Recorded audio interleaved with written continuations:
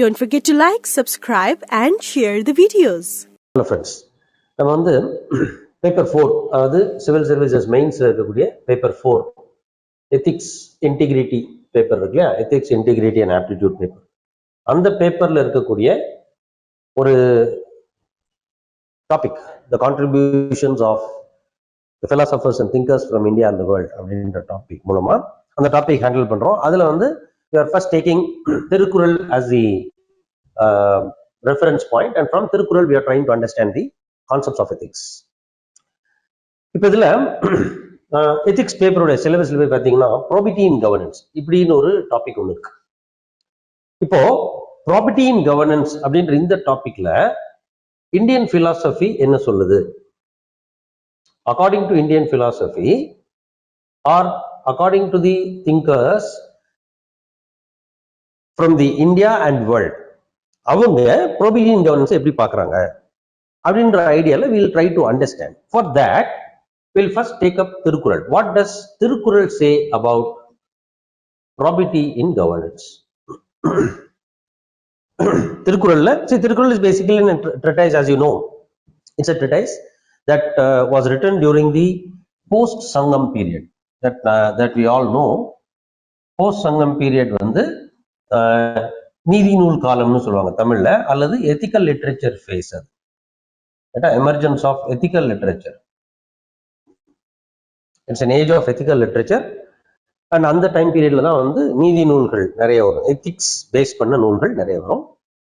Out of that, Thirukkural is most important one. So what does Thirukkural say about the probity in governance? அதை பத்தி நம்ம பார்ப்போம். இதுல first and foremost probity in governance. See, what is probity in governance? First of all, probity in governance na ethics in governance. அது how do you make, அது ஒரு question இருக்கு. அதாவது எப்படின்னா governance, it is not only enough to be governance, it has to be a good governance, and it is not only enough to be good governance, it has to be ethical governance. இப்போ present context பார்த்தீங்கன்னா ethical governance அப்படின்ற ஒரு விஷயத்தை பத்தி பேச ஆரம்பிச்சிருக்கோம். Ethical administration, good governance to ethical administration. So how does a good governance reach this stage of ethical governance? That's where probity comes into the picture. Other a governance that is a good governance that is based on ethical and moral philosophies, values, will be called as an ethical governance, and that is where the probity in governance comes into the picture. And so what does probity in governance mean to administration, and what does Thirukkural say about it அப்படிங்கறத பத்தி we shall discuss. Now there is one chapter in Thirukkural called right scepter அல்லது செங்கோன்மை பேர். தமிழ்ல இந்த திருக்குறளுக்கு வந்து என்ன அப்படின்னா செங்கோன்மை அப்படின்னு பேரு. அடுத்து நெக்ஸ்ட் வந்து கொடுங்கோன்மை. Why probity in governance is important? Because you have to give the right scepter. செங்கோன்மை கொடுக்கணும். அது செங்கோன்மை என்ன? தமிழ் இலக்கியத்துல பெரும்பாலும் இந்த செங்கோன்மை அப்படிங்கிற வார்த்தை வந்து ரொம்ப முக்கியமான விஷயம். செங்கோல் அப்படிங்கிறது வந்து மன்னருடைய அதிகாரத்திற்கான சிம்பல். ரைட்டா? ஒரு செங்கோல் அல்லது scepter is the symbol of authority. And the authority, how that authority is, whether that authority is subjected to probity, whether that authority is subjected to ethical, moral values and principles, அப்படிங்கிற right sceptre. அந்த right sceptre பத்தி என்ன சொல்லுது, அந்த right செப்டர்ன்ற சாப்டர்ல திருக்குறள் என்ன சொல்லுது அப்படின்னு பார்க்கலாம். அதுல வெரி ஃபர்ஸ்ட் கப்லெட் என்னன்னா, ஓர்ந்து கண்ணோடாது இறை புரிந்து யார் மாட்டும் தேர்ந்து செய்வதே முறை. இன்ஃபேக்ட் வந்து தமிழ் லிட்ரேச்சர் ஆப்ஷன் எடுத்திருக்கிற ஸ்டூடெண்ட்ஸுக்கு வந்து இந்த குறள்ல வந்து நயம் பாராட்டுதெல்லாம் கொடுத்தாங்கன்னா it's one of the excellent way of, இது வந்து ரொம்ப அழகா வந்து நயம் பாராட்டலாம். ஓர்ந்து கண்ணோடாது இறை புரிந்து யார் மாட்டும் தேர்ந்து செய்வதே முறை. என்னது அது? What does it mean? யார் மாட்டும் தேர்ந்து செய்வதே முறை. முறை எப்படி செய்யணும்? யார் மாட்டும் முறை எப்படி செய்யணும்? How should the ruler rule? How should the king rule? எப்படி ரூல் பண்ணணும் அப்படின்னா, யார் மாட்டும் ஓர்ந்து கண்ணோடாது, not taking sides with anybody, not taking sides with anyone.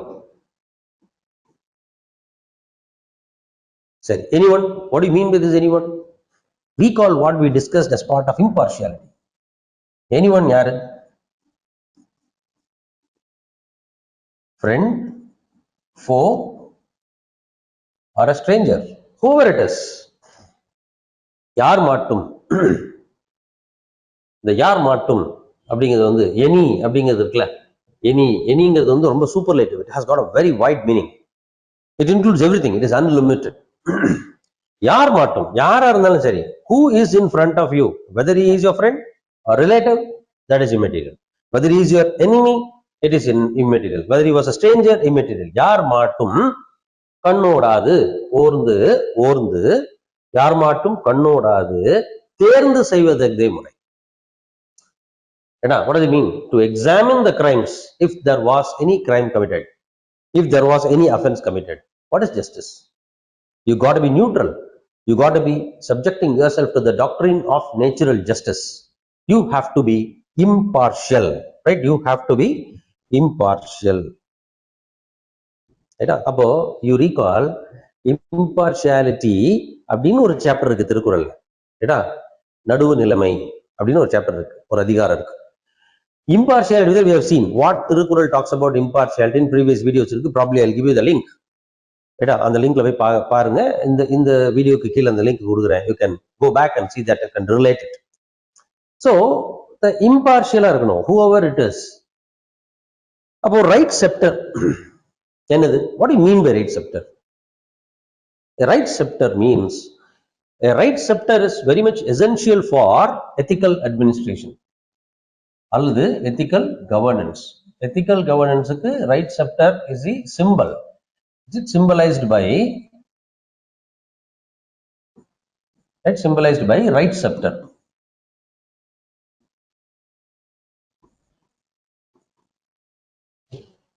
What do you mean by right scepter? Right scepter is characterized by impartiality. அல்லது the basic value that is needed for right scepter is impartiality. What is impartiality? When there occurs a situation, right? When the ruler, when the administrator is in the situation of making a decision, he shall make the decision absolutely on the basis of the issue rather than the person. Point number one. Point number two. When you are making a decision, ensure that you are impartial in sense that you focus only upon the dispensation of justice, right? Dispensation of justice that is appropriate to that circumstance, that situation. Never see the person. And to go there, what does a civil servant require? Impartiality. That's very important. அதனாலதான் ரொம்ப ரொம்ப முக்கியமா impartiality பத்தி பேசணும். அதுதான் முதல் விஷயமா சொல்றாரு. First thing, the very first thing he talks about is impartiality. Right? So this is what is called as right scepter. And this right scepter, அதனால to examine the crimes which may be committed, to show no favor to anyone, to desire to act with impartiality towards all, and to inflict such punishment as may be wisely resolved on the constitute rectitude. அந்த சூழ்நிலைக்கு எது தண்டனையோ அதை தரணும். இந்த தேர்ந்துங்கிற வார்த்தை இருக்கு இல்லையா, தேர்ந்து, இது தமிழ்ல ரொம்ப முக்கியமான வார்த்தை. சிலப்பதிகாரத்துல கூட வரும், தேரா மன்னான் தான் வரும். ஏன்னா the king was told that someone was caught with the jewel of the queen. The king did not even apply the principle of natural justice. He did not conduct an inquiry. He did not conduct a trial. He did not give the person who was accused to explain his position. And he said, kill him and bring the jewel back. So Kovalan was killed. அதனாலதான் கண்ணகி வந்து என்ன சொல்றா, தேரா மன்னான்னு சொல்றா. And it's very important that you have to, as an administrator, what you are supposed to do is you have to apply your mind impartially. That is the fundamental for right scepter. Remember, this is very, very important for a civil servant, because a civil servant, right? Civil service, according to Herbert Simon, a public administration thinker, administration is decision making. Administration is decision making. And when it comes to decision making, there are few important aspects you have to focus on. Efficiency, right? Then effectiveness, then economy, then ethics. Every decision has to subject to these 4 E's. A decision what you take must be efficient, economic, effective and ethical. Sometimes the last word ethical, this ethics அப்படின்ற ஒரு விஷயம், whether the decision is ethical or not அப்படின்ற question அந்த test வச்சோம்னா many a time that test will be the litmus test for administrative decisions. The decision may be efficient, economic and effective, but yet when you apply the scale of ethics, it turns out to be other way around. If you recall, I had given you an example of the case study. There used to be a destitute woman.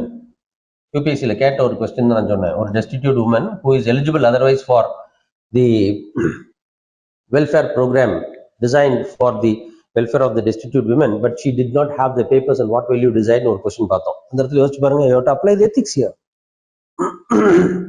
First you have to apply things impartially. அந்த example எங்க பார்த்திருப்போம்? கம்பேஷன்ல பார்த்திருப்போம்.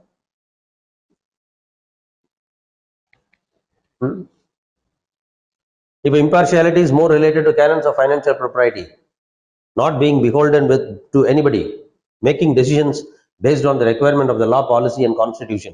Not only that, you have to focus on the ethics as well. Only the test of ethics will determine whether the governance is with right scepter or not, whether the governance is ethical governance or not. Otherwise it may end up, you may end up with good governance which may not be subscribing to the idea of ethical governance, right? Sure. What are the other aspects relating to ethical governance and right scepter, right? Subsequent Thirukkural என்ன சொல்லுது அப்படிங்கறத நம்ம பார்க்கலாம். All right, so thank you very much.